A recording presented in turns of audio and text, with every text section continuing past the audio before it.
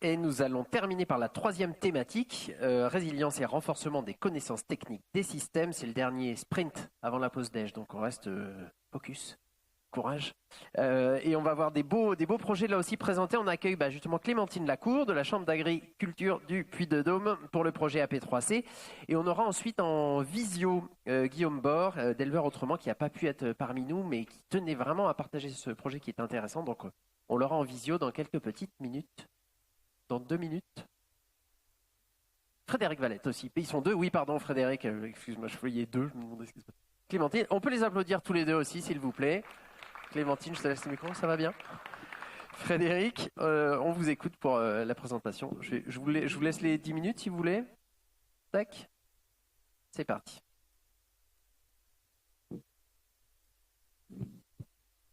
Bonjour à tous, donc je vais commencer par me présenter. Donc Frédéric Valette, donc éleveur sur le Nord Lozère, sur les contreforts nord d'un plateau bien connu qui est l'Aubrac, en GAEC avec ma femme, donc production race Aubrac bovin viande, 75% de commercialisation en vente directe.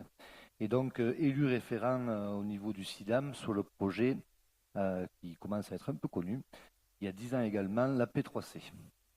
Donc, merci. Donc, je te laisserai te présenter après. Je commence une présentation rapide. On a 10 minutes, c'est ça. Donc, au niveau des contextes et objectifs du projet donc, AP3C, qui est adaptation des pratiques culturelles au changement climatique. Donc, c'est un projet donc, à la base pour répondre aux besoins des agriculteurs pour qu'ils puissent être proactifs sur leur exploitation face au changement climatique. Il faut savoir que cela a été la volonté dès le départ, c'est d'avoir un projet qui soit pour et qui soit porté par les agriculteurs. Donc ça, c'était très important puisqu'on a souhaité dès le départ que ce soit les agriculteurs qui s'approprient au maximum le projet, puisqu'on a souhaité rester dans une démarche ascendante, puisqu'on a bien conscience que pour qu'on réussisse à amener des choses sur le terrain, il faut que ce soit le terrain qui s'en empare. Donc c'est un projet ambitieux puisque c'est un projet qui a un enjeu de maintenir des exploitations des potentiels de production dans un nouveau contexte climatique. Donc depuis le début de la journée, donc on parle beaucoup de changement climatique et donc le projet est ambitieux et je pense que s'il y a bien une région où on peut réussir, c'est bien le Massif central, puisque quand on parle de décapitalisation forte au niveau national, nous encore dans le Massif central, on est la région au niveau national qui résiste le mieux à toute cette problématique. C'est un projet qui allie expertise climatique et agronomique. Donc nous avons produit pas mal de données donc, qui permettent une analyse fine et localisée de l'évolution climatique en cours. Puisque bien évidemment, il faut créer des données justement pour pouvoir aller au contact notamment des agriculteurs chez eux, pour pouvoir, d'ailleurs on va avoir un témoignage donc, du coup, de la Chambre d'agriculture du Puy-de-Dôme pour voir un peu ce qu'on peut faire sur le terrain.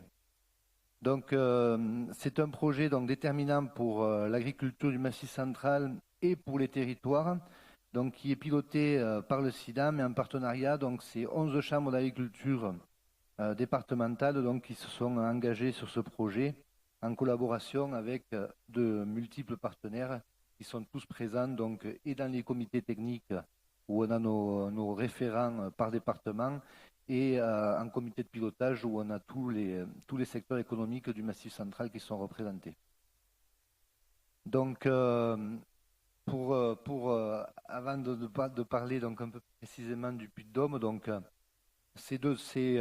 nous avons travaillé sur les résultats et les messages majeurs à apporter. Donc, c'est surtout de comprendre les principales évolutions climatiques passées et à venir, avec pas moins de 20 indicateurs climatiques, ça représente quand même 180 cartes.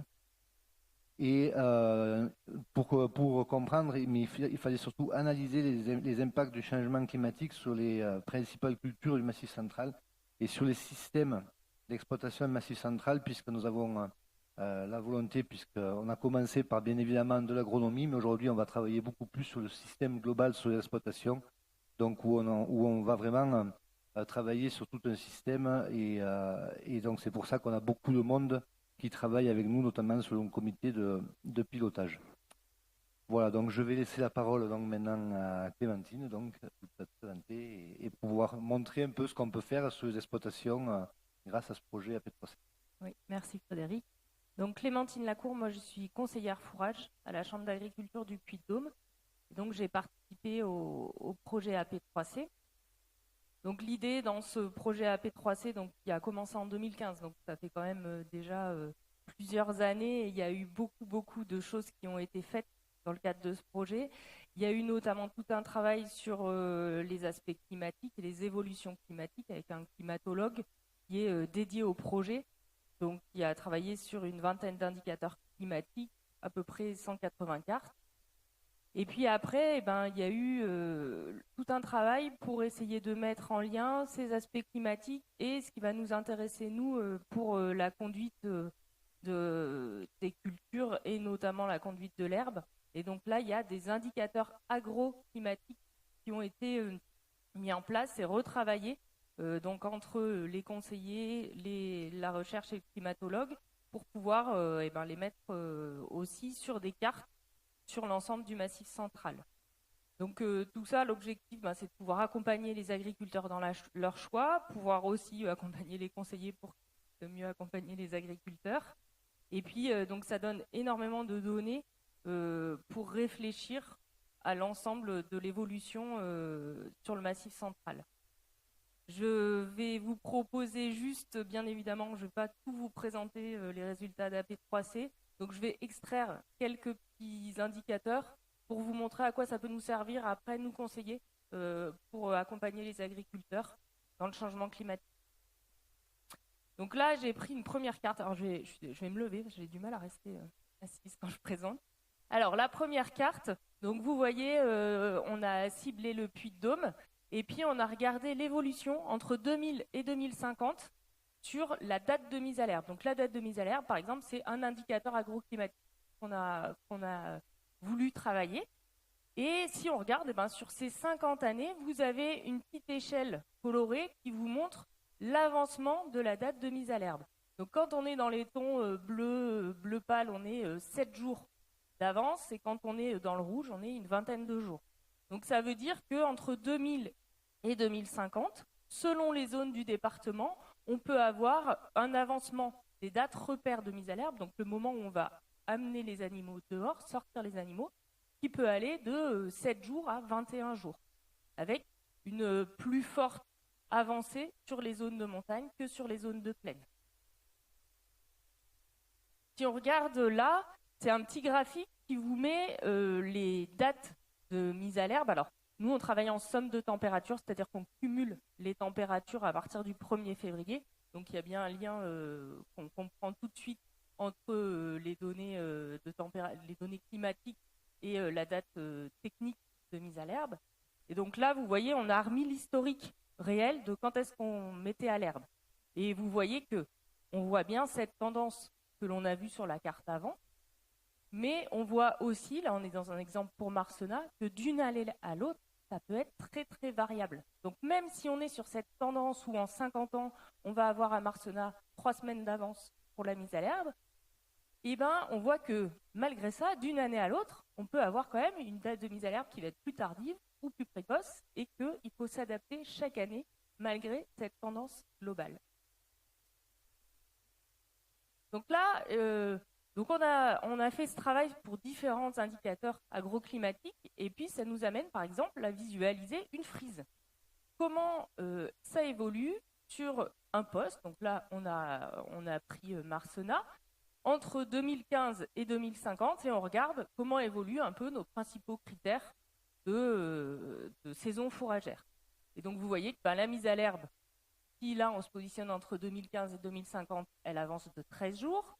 Les dates d'ensilage, ils avancent de 14 jours. Donc si on veut faire un ensilage de la même qualité en 2050 qu'en 2015, il faut qu'on le fasse 14 jours plus tôt par rapport au stade de l'herbe. Si on regarde pour la fauche en foin, donc là on a aussi une avancée d'environ 13 jours. Par contre, on peut regarder aussi qu'il y a un autre indicateur qui a été observé, c'est les séquences favorables au foin. Donc là, on a regardé à peu près aux dates où on va faire le foin, combien il y a de séquences possibles. Donc dans les séquences possibles, c'est 4 jours sans pluie, et puis les 5 jours d'avant, il faut qu'il y ait eu moins de 20 mm d'eau. Et on regarde ces séquences. Et là, on voit que par contre, elle baisse, parce que du coup, on avance dans la saison, et du coup, on a moins de séquences favorables pour faire le foin. Donc ça veut dire que là aussi, il y a une adaptation qu'il va falloir envisager pour pouvoir quand même faire des foins secs plus tôt. Voilà, donc tous les différents indicateurs, ils nous amènent par exemple à avoir des conclusions qui vont être que les mises à l'herbe seront plus précoces. Ça veut dire aussi qu'il faut s'adapter à une portance des sols qui peut être moindre. On va mettre plus tôt, mais à une période où il y a un peu plus de pluviométrie. Donc, on s'adapte à la portance des sols. On adapte le chargement à la pousse de l'herbe, parce que quand on est en montagne, on met les animaux plus tôt à l'herbe, mais il peut y avoir encore des gelées tardives. Ça veut dire que d'un coup, ça freine la pousse de l'herbe. Donc, ça veut dire que notre chargement, il faut qu'on puisse l'adapter, il faut qu'on puisse re-rentrer les animaux, les ressortir. Voilà, donc c'est des adaptations. C'est-à-dire que ça se passera un petit peu différemment. Enfin, on l'observe, hein, déjà, c'est déjà des choses qu'on observe. Donc, les récoltes seront faites plus tôt pour maintenir la qualité. Et puis, en fonction des situations, donc quand on est sur des fourrages humides, c'est pas compliqué. Par contre, sur des fourrages secs, on a moins de séquences favorables. Donc là aussi, ça veut dire une adaptation. La pousse estivale, elle se dégrade. Alors surtout en plaine, mais en montagne aussi. Et donc avec beaucoup de progression des jours chauds. Ça veut dire qu'il va falloir plus profiter du printemps pour la pousse de l'herbe, que l'été, on peut moins compter dessus. Ça veut dire aussi qu'il faut adapter les conditions de pâturage pour les animaux, pour qu'on garde un bien-être au pâturage. Ça veut dire qu'il faut envisager des arbres pour de l'ombre. Ça veut dire que l'été, il faut aussi pouvoir affourager. Et voilà, donc là, on retravaille sur des nouveaux indicateurs, notamment sur le confort des animaux. C'est un des projets en cours pour les suites d'AP3C. Et puis, attention aussi à certaines pratiques qui posaient moins de problèmes par le passé, mais qui risquent d'être plus problématiques maintenant, les fauches rases et le surpâturage. Si on a un gros coup de sec derrière, si on a des gros aléas climatiques derrière, ça pardonne moins. Donc voilà, c'est aussi ce type de pratiques qui vont devoir être modifiées. Et puis après, on a plus d'herbe à l'automne. Donc ça veut dire aussi, on a 10 à 15 jours qui sont favorables à la pousse de l'herbe l'automne, qu'il était moins avant. Donc du coup, c'est apprendre aussi à profiter de cette pousse de l'herbe à l'automne. Peut-être aussi envisager d'autres façons de récolter l'herbe à l'automne, parce qu'on va être sur des périodes où il y aura un peu aussi de la pluviométrie. Donc comment on essaye de pouvoir profiter mieux de cette pousse de l'herbe l'automne. Et puis après, on a fait aussi un travail sur l'ensemble du système. Regardez, sur l'ensemble du système fourrager, qu'est-ce que ça implique, ces modifications, ces tendances climatiques. Donc là, on a regardé, alors si on prend, j'ai pris un cas type, bovin lait, zone granitique, et puis sur le système de départ, année moyenne, on est à 10% d'excédent entre besoins du troupeau et récolte. Ces 10%, par le passé, ils permettaient de couvrir à peu près les années difficiles. Si on se projette avec les conditions actuelles et les conditions des dernières années, quand on a une année avec un été sec, on a 12% de moins sur ce même système entre les besoins et les récoltes. C'est-à-dire qu'il est déficitaire et qu'il lui manque 12%. Sachant qu'il a en moins, c'est des récoltes en moins, mais c'est aussi le besoin d'affourager l'été. C'est que l'été, on bénéficie de moins de pâturage et en plus, on doit affourager. Sur une année de printemps sec, c'est encore plus difficile parce que là, on est en pleine pousse de l'herbe. Donc là, on va avoir un écart qui va être négatif de 19% entre les besoins et les récoltes. Et après, j'ai pris les années de 2010 à 2023. De 2010 à 2023, sur ces secteurs-là, pour le Puy-de-Dôme, où je suis bien dans un contexte particulier, enfin particulier, en tout cas, ce n'est pas forcément généralisé à toute ma centrale. On a eu 7 années normales, 3 étés secs, un printemps sec, et 3 années où on a eu à la fois printemps et été sec. Et donc, si je regarde cette succession, je fais mes projections par rapport à mes écarts entre besoins et récoltes, et bien, si je veux que l'année moyenne me permette de couvrir les années difficiles, il faut que j'ai 25% de plus de stock entre les besoins et les récoltes en année moyenne.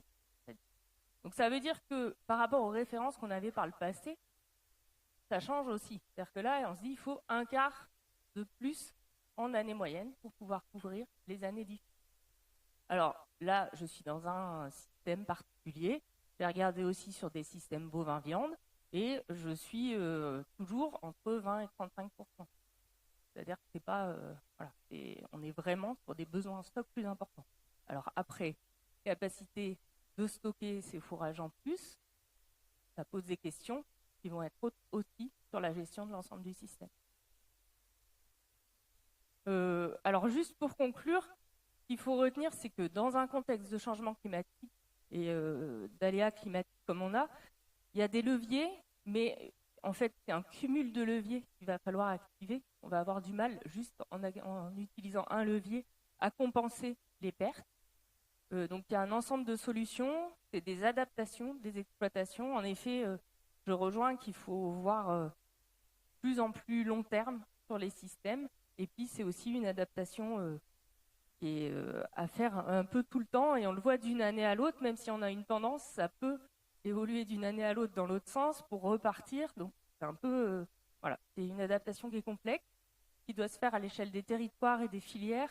Et je pense que les collectifs, vous l'avez cité, monsieur, tout à l'heure, et on a fait une présentation au sommet de l'élevage avec les CUMA. Et en effet, il y a un gros travail et les CUMA vont pouvoir apporter beaucoup aussi pour pouvoir faire ces chantiers collectifs et gérer ces aléas qui sont de plus en plus compliqués à gérer. Je te redonne la parole, peut-être Frédéric, pour conclure. Oui, ça a été très complet, puisqu'effectivement, donc, ce travail-là qui vous a été présenté, on est capable de le faire. On a tellement travaillé finement à l'échelle du Massif central où on arrive à descendre au niveau de la parcelle. C'est nos conseillers, quand ils vont dans une exploitation, avec les données qu'on a avec AP3C, vous êtes capable, dès le premier rendez-vous, à apporter du concret déjà dans la réflexion sur une exploitation. Et ça n'a pas de prix quand on est conseiller et qu'on va chez quelqu'un avec déjà des données et pouvoir travailler. Et ça permet aussi à l'agriculteur, à l'éleveur de le faire réfléchir et de pouvoir, de par lui-même finalement, trouver pourquoi pas des solutions, puisque en fait, tout ce qu'on fait là aujourd'hui, il y en a beaucoup qui font des essais, qui sont connus déjà sur le territoire, mais il faut arriver à mutualiser et arriver à mettre ça en place chez beaucoup d'agriculteurs. Les solutions, on les a. Pour dire que l'approche systémique, eh bien, on va travailler vraiment encore plus là-dessus à l'avenir, parce qu'on se rend bien compte que cette problématique-là peut mettre en danger aussi beaucoup de nos filières qui sont reconnues sur le Massif central. Et ce n'est pas pour rien si l'INAO était présente au sommet de l'élevage, notamment, où on a pu réfléchir là-dessus, puisqu'aujourd'hui, pas mal de cahiers des charges ont demandé à être revus un peu par rapport à ces problématiques. Et on ne peut pas avoir des cahiers des charges, que ce soit sur nos fromages, sur nos viandes, en dérogation systématique. Sinon, ce n'est plus un cahier des charges. Donc, toutes ces structures travaillent aujourd'hui avec nous pour pouvoir apporter des réponses demain et pouvoir surtout maintenir notre maillage au niveau des élevages. Et toujours dans l'objectif de mutualiser. Tout à l'heure, ça a été évoqué, le réseau CUMA. Aujourd'hui, il y a beaucoup de CUMA qui ont 50 ans. À l'époque, il y a eu des courageux qui se sont lancés. Ça a été les premiers collectifs et ça a montré la voie à plein de choses qui existent aujourd'hui. Et ça c'est très important puisque tout seul, on ne peut pas arriver à faire grand-chose. Et ces collectifs permettent aussi de répondre à pas mal de problématiques sur l'innovation, par exemple. Alors, ça a été évoqué, l'innovation aussi pour pouvoir rendre attractif parce que l'installation des jeunes, parce qu'on a beau dire qu'on décapitalise moins, qu'on maintient plus nos exploitations que d'ailleurs, la pyramide des âges nous pousse justement à amener des solutions, puisque les 10 ans qui arrivent vont être très importantes pour renouveler nos générations. Voilà. Je m'étouffe. J'allais te dire le mot de la fin. Je m'étouffe en même temps, je suis désolé. Je vous ai coupé du coup, pardon. C'est bon ? Bon merci, on peut les remercier. C'est le mot changement climatique, ça passe pas. Merci beaucoup, oui, vous pouvez regagner vos sièges. Et on va donc avoir se connecter en visio avec Guillaume Bord, d'Éleveurs Autrement. Et c'est merveilleux, les merveilles de la technologie. Attention, dans 5, 4. Bonjour Guillaume. Welcome to Zoom. Oh, welcome Please to press Zoom. pound. Thank you. Then enter your meeting ID, followed by the pound. 9, 8, Là, c'est là où on ferme les yeux parce que c'est le mot de passe du conseil régional. 5, Vous pouvez hacker 5, normalement l'ordinateur du 2, président si vous 5, utilisez ce mot de 7. passe. Bonjour Guillaume. You are in the meeting now. Et bonjour. Bonjour, Recording et in vous êtes progress. accompagné de... Ah, c'est monsieur le monsieur d'ici, De pardon. Guillaume, est-ce que vous m'entendez? Ouais, je vous entends. Super. Eh ben, écoutez, je parle pas plus, je vous laisse la parole pour la présentation et je serai à côté s'il y a des questions pour la suite. Ok, donc je suis avec le groupe de paysans, donc j'ai prévu un petit quart d'heure, 20 minutes max. Ah ouais, D'accord, max, parce que, hein, effectivement, on est plutôt sur du 10 minutes, mais il y a pas de souci, Guillaume. ouais, impeccable. On vous écoute. C'est- Donc, Et dans vous l'idée- nous dites un petit go pour repasser les slides quand on a besoin de changer de diapo. Ouais, mais carrément, vous pouvez directement passer sur la deuxième. Là, je vais présenter vite fait avec qui on travaillait. Donc, moi, je représente l'association Éleveurs Autrement en vous parlant aujourd'hui. Je suis la personne qui, pour l'association Éleveurs Autrement, a fait le travail côté paysan. Et le travail qu'on a fait donc, dans ce projet à venir, il s'est fait avec Vetagro. Donc, Audrey Michaud représentait Vetagro. Maëva Crémilleux avait fait une thèse et ensuite elle était à l'ISARA, elle a continué le boulot. Et donc, en fait, l'idée de ce qu'on faisait, c'était un travail collaboratif qui avait pour but en fait, de comparer nos approches académiques et paysannes sur en fait un diagnostic prairial, un diagnostic de troupeau, et vérifier si finalement, au global, le diagnostic paysan arrivait à peu près aux mêmes conclusions de diagnostic, puis ensuite au niveau des préconisations, si on allait vers des choses identiques ou pas. On va dire de façon très grossière, hein. Comme j'ai pas beaucoup de temps, c'est comme ça que je vous le définis de façon assez simple. Hein. Comment dire? Moi, aujourd'hui, je ne vais pas parler plus que ça des retours côté académique parce que Maëva n'a pas fini certains travaux de rédaction et ainsi de suite, mais je vais vous présenter au global, moi, ce que je suis en mesure de comparer sur ce qui a déjà été acté. Donc, il faut vous imaginer sur la première diapo que vous voyez devant vous, donc vite fait, l'association, c'est quoi? C'est des gens qui, dans les campagnes, ont développé empiriquement des pratiques qui étaient efficaces sur les fermes, qui ont essayé de les disséminer, qui se sont retrouvés à un moment donné un petit peu embêtés parce qu'en fait, dans plein de circonstances, en fait, on leur a envoyé que ce qu'ils disaient, ça ne pouvait pas fonctionner, ce n'était pas possible. Régulièrement, il y avait même des vrais trucs compliqués pour pouvoir discuter. Donc, on voulait quelque part y montrer que scientifiquement, ça pouvait se tenir. On ne doutait pas du fait que ça puisse se faire, puisque ça fonctionnait sur les fermes, pourquoi ça n'aurait pas fonctionné? On a trouvé donc à travailler avec Audrey, avec Maëva, et pendant plusieurs années, on a suivi en fait plein de fermes. Et donc, en fait, le projet à venir est venu faire en fait une suite à un premier projet où on avait fait une expérience à l'INRA de Marsna pour montrer que statistiquement, que ce qu'on faisait, ça fonctionnait aussi. Enfin bref. Donc, tout ça pour vous dire que c'est d'abord de la recherche empirique dans les fermes qui ensuite a été prouvée scientifiquement, ou du moins a été mis à l'épreuve de la science, parce que en ce qui concerne ce qui se dit prouvé scientifiquement, ce serait très bien de pouvoir rendre plus fort tout ça en le répétant toujours plus, ainsi de suite. Donc, concernant les suivis de troupeaux pour l'alimentation, on a fait en tout 104 passages sur les fermes, ce qui est déjà énorme. Et on a fait en fait des diagnostics prairiaux dans toutes ces fermes. Qu'on a pu mettre en comparaison à chaque fois, que ce soit pour l'alimentation ou pour les prés. Donc, les 2 ans d'avenir consistaient en fait à rendre plus fort nos résultats. Donc, on avait trouvé plein de choses intéressantes et on voulait s'assurer qu'en répétant encore plus les expériences, que ce soit sur les prés, l'alimentation des animaux, le lien qu'il y a entre l'alimentation et finalement les prés, parce que c'est ça que défend Éleveurs Autrement, c'est que si je touche quelque chose à mon donné sur ma ferme, ça se répercute sur tout le reste du vivant sur la ferme, et ben, il fallait que ça puisse être d'autant plus fort, pas le nombre de répétitions. Donc c'était un des gros objectifs de départ. Je ne sais pas si vous voyez bien, parce qu'il y a une belle éclaircie dans la Loire, mais bon, bref, je continue. Vous pouvez baisser d'une petite slide si vous voulez.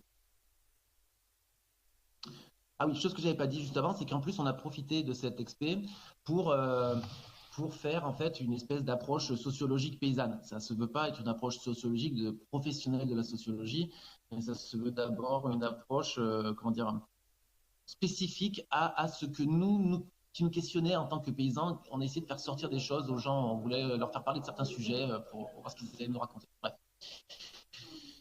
Donc, au global, ce qu'il y a de très intéressant de ces années d'études que sont venus ensuite confirmer ces 2 ans de plus avec Avenir, c'est qu'en fait, des vaches qui sont rationnées à ce qu'elles peuvent avaler dans l'objectif de produire un maximum de lait quand on leur donne 15,5 kg de matière sèche par jour, et bien finalement, elles sont capables de devenir homogènes dans leur expression, dans la façon de faire des bouses, dans leur comportement, dans l'état de leur robe, c'est-à-dire leur capacité à se salir, à se nettoyer, quand ça va bien, c'est plutôt à se nettoyer, dans leur capacité à avoir des poils qui s'expriment de la même manière, dans leur état d'engraissement, que ça nous parle en fait d'un historique alimentaire et que juste en regardant des vaches, on est capable de remonter dans le temps et de pouvoir discuter avec les gens qui alimentent de ce qui s'est passé au regard de ce que nous disent les vaches. Donc, les gens, en fait, on s'est servi de ça, vont faire partie de ceux qui vont, quelque part, nous, à notre sens paysan, confirmer si ce qu'on fait est de qualité ou pas. Puisque si à un moment donné, on raconte ce qui s'est passé au niveau alimentaire et qu'ils l'ont bien vécu comme on raconte, pour nous, c'est ce qui s'appelle efficace. Donc, des vaches, ensuite, qui à un moment donné mangent de cette manière-là, elles valorisent aussi plus longtemps en fait chaque kilogramme de fourrage ingéré. C'est-à-dire qu'elles font plus de lait au regard du nombre de kilos, par kilogramme ingéré de fourrage. Elles économisent beaucoup de fourrage, ce qui représente sur l'expé qu'on avait fait à peu près 2 semaines sur un hivernage avec des fourrages en plus qui étaient plutôt grossiers. Donc la différence, à mon sens, aurait été bien plus grande encore si on avait eu des fourrages humides ou des fourrages qui étaient très riches, ce qui aurait pu nous permettre de vraiment encore voir plus d'écart. Elles font un lait aussi qui caille mieux. C'est-à-dire qu'on a réussi à montrer dans cet ensemble d'expériences qu'en fait, des animaux qui mangent en fait dans le bon ordre les fourrages, dans le cas d'un enfouragement d'hier, ce serait pareil à l'herbe.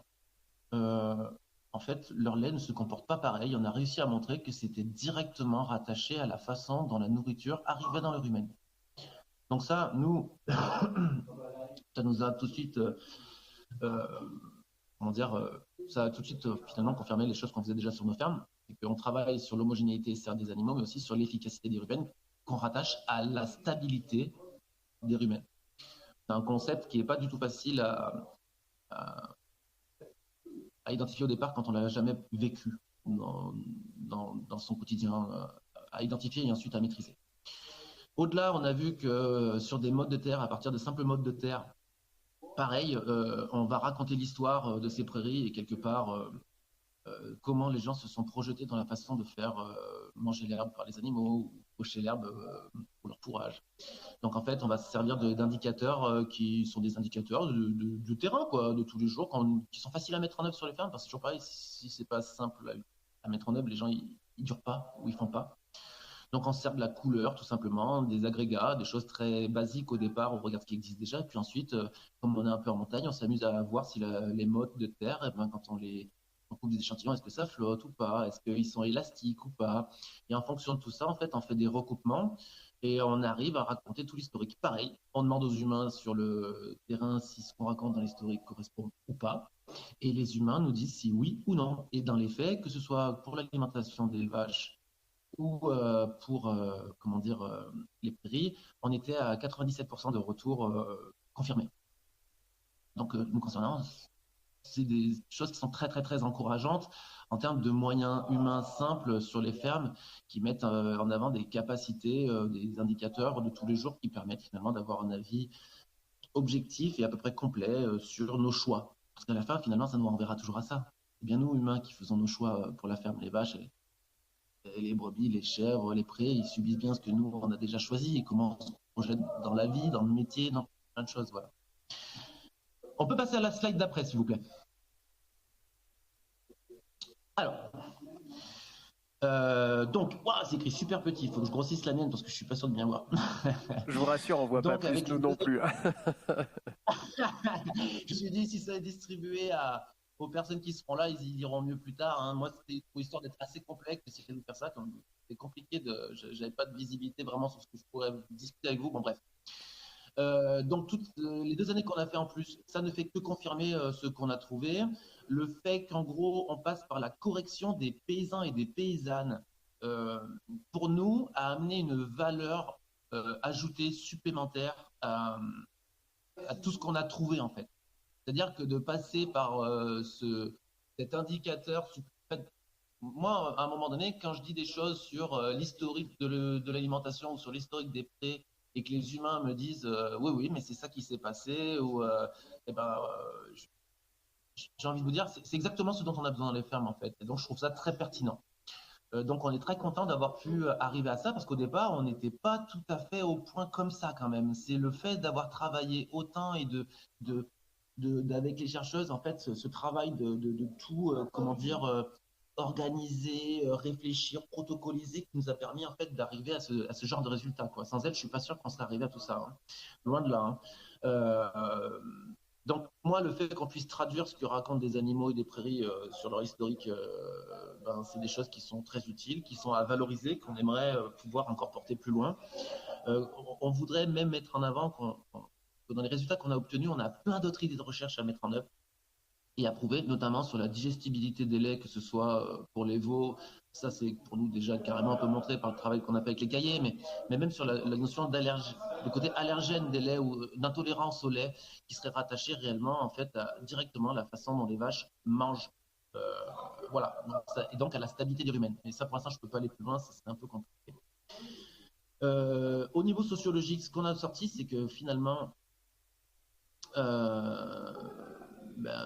les gens qui sont là dans les fermes agroécologiques, en tout cas, pour l'essentiel, ont des objectifs de vie et de production qui sont plutôt clairs et cohérents. Tous ceux qui, en tout cas, ont des objectifs très clairs. Donc, en fait, ce qu'on avait essayé de chercher, de mettre en avant, c'est que déjà, nous, ce qu'on croise dans les fermes, dans plein de fermes, c'est que c'est pas si évident que ça, que les gens savent pourquoi ils font le boulot. Donc, les objectifs, en fait, ils paraissent clairs et en même temps, c'est pas clair. L'objectif, c'est pas seulement faire 22 litres de lait, c'est toute une vie la ferme. Et donc, ça va beaucoup plus loin que ça. Et quand on essayait de les faire discuter, on voulait savoir si justement ils avaient des objectifs qui étaient un peu chiadés. Donc on voulait savoir pourquoi ils faisaient des choses, comment ils y étaient venus au démarrage, est-ce que c'était les mêmes choses. Et finalement, une fois qu'ils avaient essayé ou du moins de donner leurs objectifs, quels moyens ils avaient mis en place pour les remplir, pour ensuite aller plus sur les indicateurs qu'ils utilisaient pour être capables de juger de l'efficacité de leurs moyens, ainsi de suite. Bref. Ça nous renvoie donc à quoi? Ça nous renvoie en fait que quand les humains ont des objectifs clairs, bien exprimés, très souvent, ils nous parlent de bien-être. Ça, c'est un truc qu'on a trouvé très intéressant, c'est que très régulièrement, dans la discussion, ensuite, va apparaître le bien-être.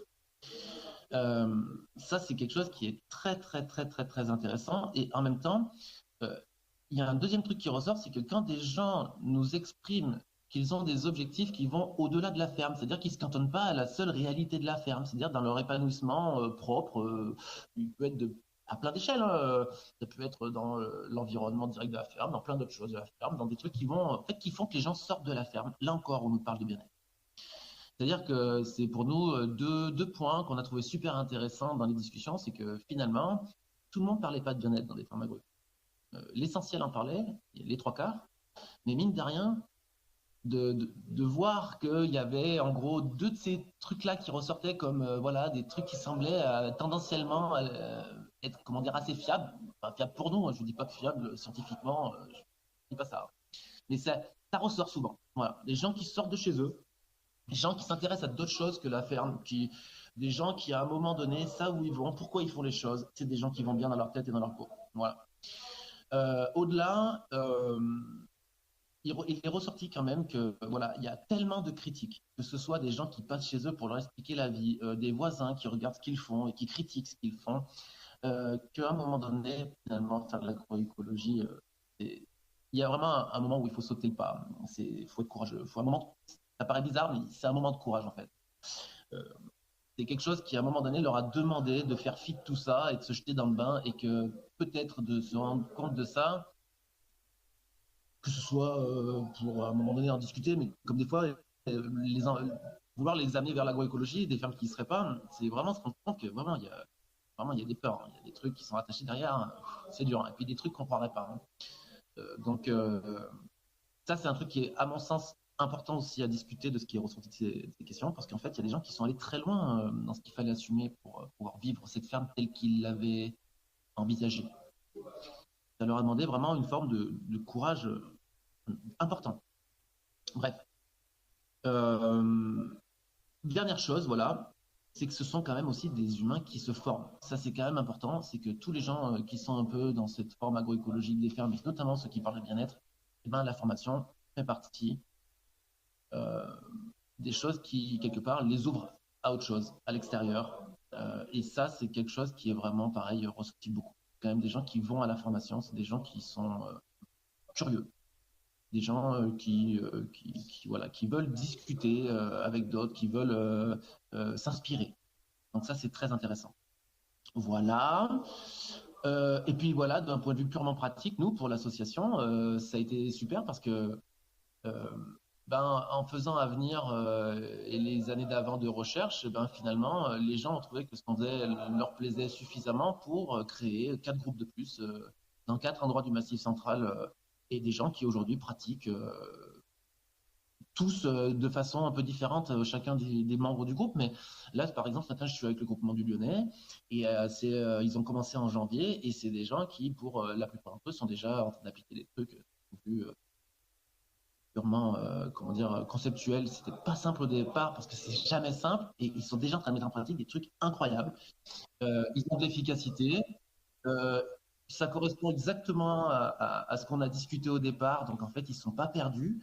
Parce que, ah oui, ça, c'est la dernière chose que j'ai pas dit quand même, qui est super important. On s'est rendu compte que dans les discussions, en fait, des études sociaux, les gens, en fait, dans les fermes, ils font des liens, en fait, de cause à effet, un peu des trucs en cascade. Vous voyez ce que je veux dire? C'est-à-dire, du genre, quand je mets mes vaches dans cette parcelle, elles font plus de lait, dans celle-là, elles en font moins.